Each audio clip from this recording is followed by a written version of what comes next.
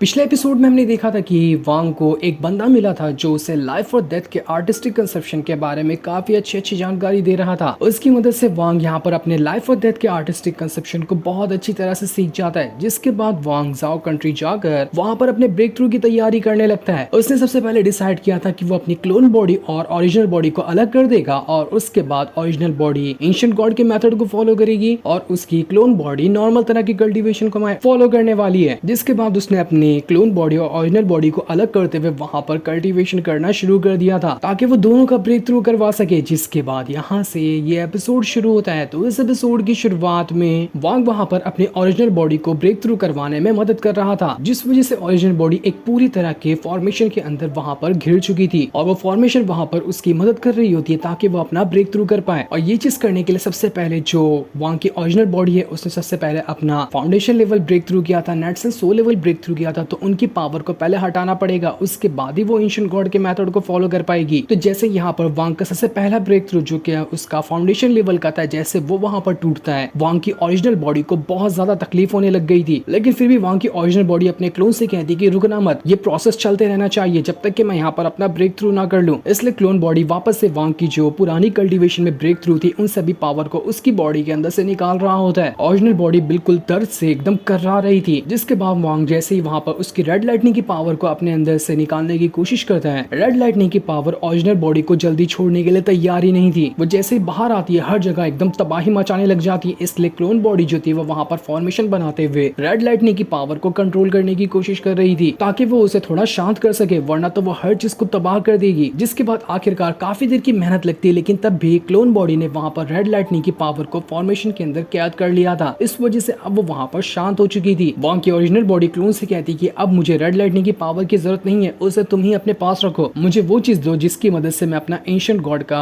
Realm break through कर सकूं। इसलिए वांग अपने पास जो उसकी पिल थी, जो अपने उसने किलिंग इंटेंट से पावर को मिलाकर बनाई थी, वो सारी की सारी पिल वो वहां पर वांग को जो ओरिजिनल बॉडी थी उसे दे देता है। इस वजह से वांग की जो ओरिजिनल बॉडी थी वो पूरी तरह से ऐसा लग रहा था कि ककून के अंदर कैद हो रही है, क्योंकि जब वो ककून से बाहर आएगी तभी उसका एकदम बिल्कुल समझो कि नया जन्म हुआ। वो नॉर्मल इंसान से बिल्कुल हटके वो एंशिएंट गॉड वाले इंसान की तरफ बदल जाएगा। उसका पूरा लुक ही चेंज हो जाएगा, सब कुछ चेंज होने वाला है। इसलिए वो डायरेक्ट तो नहीं हो सकता, पहले उसे ककून में जाना पड़ेगा और ककून से बाहर आएगा तो वो वैसा होगा। सेम इसी तरह से एंशिएंट गॉड ने भी वांग को जब उसकी फिजिकल बॉडी दिया था तो इसी तरह के पहले ककून में डाला गया था, उसके बाद जब ककून से बाहर आया था वांग तब उसके पास उसकी फिजिकल बॉडी आई थी। सेम वही प्रोसेस अब यहाँ पर भी होने वाला था। क्लोन वांग के पास जितनी भी उसके पिल वगैरह थी वो सब की सब एक के बाद एक करते हुए ककून के अंदर डालते जा रहा था ताकि वांग की जो ओरिजिनल बॉडी है वो बहुत जल्द ट्रांसफॉर्म हो सके, क्योंकि ये प्रोसेस बहुत ज्यादा मुश्किल भरा है। कुछ भी गड़बड़ हुई तो बहुत ज्यादा खामियाजा भुगतना पड़ सकता है। इसलिए वांग यहाँ पर कोई भी गड़बड़ी नहीं करने देना चाह रहा था। धीरे धीरे करते हुए वो जो ककून बना था वो बहुत ज्यादा स्ट्रॉन्ग होने लगता है और उसके अंदर से काफी ज्यादा पावर बाहर निकल कर आ रही थी, मानो कि कुछ ही टाइम के अंदर ककून टूटेगा और उसके अंदर से वांग बिल्कुल एंशिएंट गॉड के तरह बनकर बाहर निकल कर आएगा। पूरे ककून में क्रैक्स पड़ने शुरू हो गए थे, मानो कि अब यहाँ पर ककून बिल्कुल टूटने ही वाला है। क्लोन वांग की एक्साइटमेंट का लेवल एकदम ज्यादा बढ़ चुका था कि ककून टूटने के बाद जब उसकी ओरिजिनल बॉडी आएगी सामने तो वो किस तरह की दिख रही होगी। और जैसे वहां पर वो ककून टूटता है, पूरी की पूरी जगह पर बिल्कुल तूफान आ चुका था, पहाड़ वहाड़ सब टूट जाते हैं। इतना भयंकर तरीके से वो ककून यहाँ पर टूटा था और उसके अंदर से जो वांग यहाँ पर बाहर निकल कर आया था उसका लुक बिल्कुल ही चेंज होता है। उसके पूरे बाल लाल थे, उसके कपड़े भी बिल्कुल अलग थे और यहाँ पर जो वांग आया था वो एंशिएंट गॉड की तरह भी दिखाई दे रहा था और उसने एंशिएंट गॉड का जो कल्टीवेशन लेवल होता है, जो कि 1 star ancient God, 2 star ancient God और 3rd स्टार एंशिएंट गॉड इस तरह से होता है। तो अभी यहाँ पर जो वांग ने ब्रेक थ्रू किया है वो अपने 2nd star ancient God level को ब्रेक थ्रू कर चुका था। यानी कि वो यहाँ पर सिर्फ एंशिएंट गॉड नहीं बना बल्कि उसने डायरेक्ट सीधा 2nd star ancient God level को भी ब्रेक थ्रू किया है। इतना कमाल का और इतना बैडस लग रहा था वांग यहाँ पर, जिसकी कोई हद नहीं होती। बहुत ही मस्त लग रहा था वो वहाँ पे। क्लोन वांग उसके ऊपर अटैक करने की भी कोशिश करता है ताकि देख सके कि कितनी पावर है इसकी ओरिजिनल बॉडी में। वांग की क्लोन की जो बॉडी थी उसका जो वेपन था एंशिएंट गॉड वाला, वांग बस 1 सेकंड के अंदर डिस्ट्रॉय कर देता है, जो देखकर क्लोन वांग समझ चुका था कि वाह यहाँ पर ब्रेक थ्रू हो गया। वो अपनी ओरिजिनल बॉडी को कांग्रेचुलेशन कर रहा होता है उसका ब्रेक थ्रू करने के लिए। ओरिजिनल बॉडी जो थी वो क्लोन वांग से कह रही थी कि देखो मैं यहाँ पर ज्यादा देर तक के नहीं रह सकता, क्योंकि अगर किसी को पता चला कि मैं ऐसा बंदा हूँ जो एंशिएंट गॉड का मेथड फॉलो करता है तो बहुत बड़ी मुसीबत हो सकती है। इसलिए अब मुझे यहाँ से जाना होगा। मैं यहाँ से इसी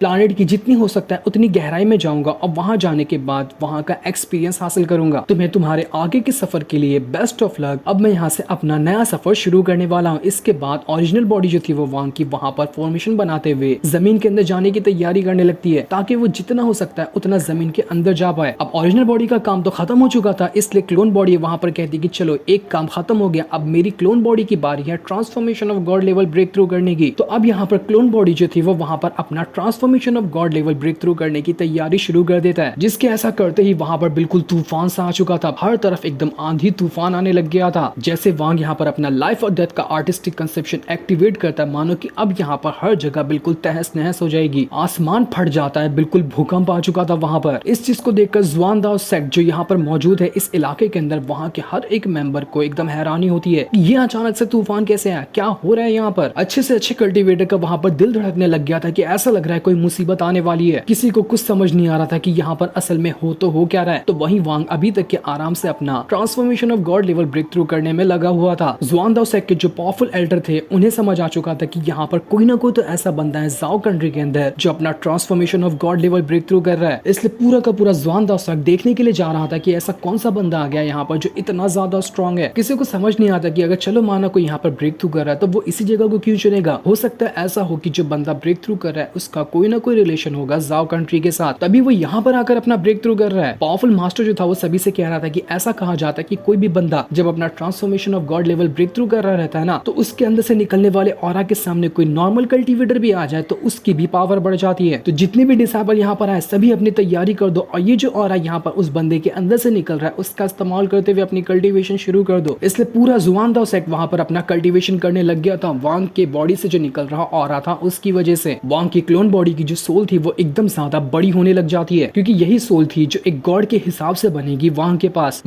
जो अभी पावर आ रही थी वो हेवन और अर्थ की पावर थी जो कि बहुत ज्यादा स्ट्रॉन्ग थी, जिसके बाद देखते देखते वांग की जो सोल थी वो वहां पर एकदम ट्रांसफॉर्मेशन ऑफ गॉड लेवल के ऊपर पहुंच चुकी थी। वो सोल इतनी बड़ी होती है कि मानो उसके सामने अच्छी से अच्छी कंट्री एकदम छोटी बन जाए, पहाड़ उसके सामने एकदम छोटा सा लग रहा था। जुआन दाओ सेट के सारे लोग वहां पर कह रहे होते हैं कि कांग्रेचुलेशन सीनियर, जो आपने यहाँ पर अपना transformation of god level break through कर लिया, क्योंकि वांग ने यहाँ पर अपना transformation of god level break through कर लिया होता है। हर एक डिसेबल, हर एक जो जिंदा चीज वहां पर थी, चाहे वो चिड़िया वगैरह क्यों नहीं हो गई, सभी ने आज यहाँ पर वांग के जो ट्रांसफॉर्मेशन ऑफ गॉड की पावर है उससे महसूस किया था, जो कि इतनी खतरनाक थी कि पूरे आधे से ज्यादा इलाके को वो तहस नहस कर चुकी होती है। वांग की जो अभी सोल थी वो एक छोटी सी चिड़िया को हाथ लगाते साथ ही एक फिनिक्स बर्ड में ट्रांसफॉर्म कर देती है। तो उससे अंदाजा लगाया ही जा सकता है कि ये जो सोल है वांग की वो कितनी ज्यादा स्ट्रॉन्ग होगी। इसके बाद ट्रांसफॉर्मेशन ऑफ गॉड लेवल पे रीच करने के बाद वो जो सोल थी वो वापस से वांग की क्लोन बॉडी के अंदर चली जाती है, जिसका आगे चलकर यहाँ पर वांग इस्तेमाल कर सकता है। इतना बेस्ट और इतना कमाल का सीन था जिसकी कोई हद नहीं थी। जैसे वांग ने यहाँ पर पूरी तरह से ब्रेक थ्रू किया था, जितनी भी चीजें उसकी पावर की वजह से बर्बाद हुई थी वो सब अब यहाँ पर नॉर्मल हो जाती है। और नॉर्मल क्या, पहले से भी ज्यादा अच्छी हो चुकी थी वो सारी जगह। वांग जहाँ से गुजर रहा था वो हर जगह उसकी पावर से भरते जा रही थी। और इसके बाद पूरी तरह से वांग ने यहाँ पर अपना ब्रेक थ्रू कर लिया था, यानी कि अब वांग को कहा जाएगा early stage of transformation of God. यही आज से अब वांग का लेवल हो चुका है। जो पहले नेटसन सो लेवल पे था वो अब खत्म हो गया। ये ट्रांसफॉर्मेशन ऑफ गॉड लेवल के अर्ली स्टेज पे अब पहुंच चुका है। जुआन दाओ सेट का जो सीनियर था वो वांग से कह रहा होता है कि सीनियर, क्या अगर आप यहाँ पर 100 साल कम से कम रुक सकते हैं, अगर आप यहाँ पर रुके ना तो आप मदद कर सकते हैं हमारी इस जाओ कंट्री को लेवल 4 की कंट्री बनाने में। इसके बाद हमारी कंट्री को किसी से भी डरने की जरूरत नहीं पड़ेगी, हमारी कंट्री पावरफुल बन जाएगी। इसलिए हमारी रिक्वेस्ट है कि आप कम से कम 100 साल यहाँ पर रुक जाएं। वांग जितने भी वहाँ पर बंदे थे उनमें से एक को पकड़ता है और उसके अंदर अपनी थोड़ी सी पावर डाल देता है, जिस वजह से वो बंदा जहाँ ब्रेक थ्रू नहीं कर पा रहा था अब वो 40 साल के अंदर ही अपने अच्छे खासे लेवल को ब्रेक थ्रू कर पाएगा, जिस वजह से वो बंदा बहुत ज्यादा खुश हो चुका था। लेकिन जब वो ध्यान से वांग को देखता है उसे ऐसा लगता है कि नहीं, इस बंदे को मैंने पहले कहीं ना कहीं तो देखा है, मेरी मेमोरी रिकॉल कर पा रहा हूँ कि यहाँ पर ये जो बंदा मेरे सामने खड़ा है उसे मैंने पहले देखा होगा। लेकिन यहाँ पर वो बंदा और कुछ अच्छे से जान पाता। वांग यहाँ पर अपनी पावर का इस्तेमाल करते हुए उसकी मेमोरी मिटा देता है, क्योंकि वो बंदा समझ चुका था कि ये पुराना वाला वांगलिन है जो यहाँ पर रहा करता था। इसी वजह से वांग ने उसकी मेमोरी ही इरेज कर दी ताकि वो किसी को ना बता पाए कि वांग असल में कौन है। इसके बाद वांग जुआन दाओ सेट वालों से कहता है कि मैं यहाँ पर 100 साल तो नहीं रुक सकता, लेकिन हाँ मैं आपके लिए एक चीज करके जा रहा हूँ। अगर आपके जुआन दाओ सेट से कोई भी बंदा अपना नेटसन सोल लेवल को ब्रेक थ्रू करता तो मैंने यहाँ पर अपनी बनाई हुई एक मूर्ति इस पहाड़ के अंदर डाल दी है। वो यहाँ पर आकर उस मूर्ति की पावर का इस्तेमाल करते हुए अपना ट्रांसफॉर्मेशन ऑफ गॉड लेवल आसानी से ब्रेक थ्रू कर लेगा। उसे उतनी ज्यादा मेहनत करने की जरूरत नहीं पड़ेगी और उसके बाद वो आपकी इस जाओ कंट्री को मदद कर पाएगा लेवल 4 की कंट्री बनाने में। लेकिन इस बात का ख्याल रखना कि इस मूर्ति पे कोई आंच नहीं आनी चाहिए। दुश्मनों की इस पे नजर आएगी लेकिन लेकिन इसे आपको दुश्मनों से बचाना होगा। ये सुनते साथ ही सारे के सारे लोग जुआन दाओ सेक्के जो थे वो वहाँ पर वांग को ग्रीट करते हैं और उससे कहते हैं कि सीनियर आपका बहुत बहुत शुक्रिया, ये एहसान आपका हम कभी नहीं भूल पाएंगे जो आपने यहाँ पर हमारी मदद की। इतने सुनने की देरी थी कि इसके बाद वांग वहाँ से अपना आगे का सफर पूरा करने के लिए वहाँ से निकल चुका था। वांग उसी उड़ने वाले बीस्ट पे सवार होता है और उस पर सवार होने के बाद वो वहाँ से आगे बढ़ने लग जाता है। जैसे जैसे वो जाओ कंट्री से आगे होकर गुजर रहा था, जाओ कंट्री से जितनी भी जुड़ी उसकी यादें थी वो सारी की सारी यादें उसे वहाँ पर रिकॉल हो रही होती है। उसे सब याद आ रहा था कि यहाँ पर उसने किस तरह के लम्हे गुजारे हैं। आगे बढ़ते हुए वांग को एक और चीज याद आती कि नहीं, यहाँ से मैं एक बार किसी मिस्टीरियस जगह पर गया था, वहाँ पर मैंने अपना पुराना एक स्टोरेज बैग छोड़ दिया था। शायद मुझे लगता है कि वो स्टोरेज बैग अभी भी वहाँ पर मौजूद होगा, इसलिए मुझे वहाँ पर एक बार जाकर देखना चाहिए। इसलिए वांग उसी मिस्टीरियस जगह पर आ जाता है जहाँ पर बहुत पहले एक बार वांग आया था। यहाँ पर आते साथ ही उसे एक स्वॉर्ड दिखाई देती जिसके कई सारे टुकड़े